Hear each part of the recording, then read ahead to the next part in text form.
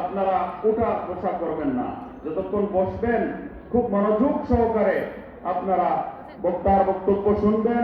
এর দ্বারা ঈমান বৃদ্ধিপ্রাপ্ত হবে ইনশাআল্লাহ তাআলা। ইসলামী চেতনা এবং জাগরণ নিয়ে আমরা এই মাহফিল থেকে যেতে পারবো ইনশাআল্লাহ।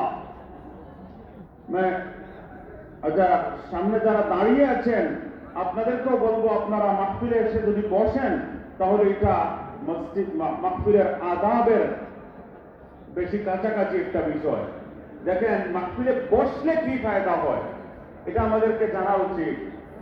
লা ইয়াকউদু কওমুন ইয়াযকুরুনাল্লাহ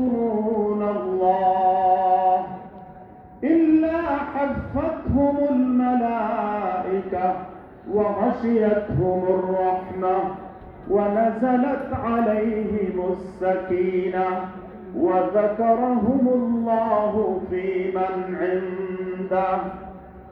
যেখানে আল্লাহর জিকির করা হয়, কোরআন হাদিস নিয়ে আলোচনা হয়, আল্লাহ এবং আল্লাহর রাসূল ইল্লা হাফাতহুমুল মালায়েকা, চতুর্দিকে আল্লাহ রাব্বুল আলামিন রহমতের ফেরেশতা যারা বসবেন জিকিরের মজলিসে, ওয়াজের মাহফিলে, চতুর্দিকে রহমতের ফেরেশতারা বেষ্টনী দিয়ে তাদেরকে গার্ড অফ অনার দিয়ে তাকে সম্মাননা প্রদর্শন করেন।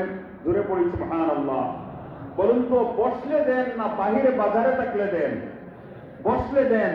এই ফজিলত যারা অর্জন করতে চান তারা বসে পড়ার চেষ্টা করুন।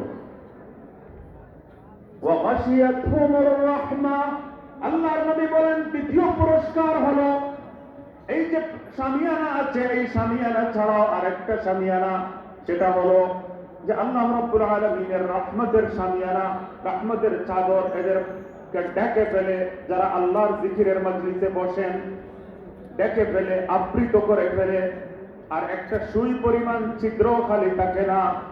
বলুন তো, এই নিয়ামত পেতে হলেও বসতে হবে। লা ইয়াকউদু বলা হয়েছে,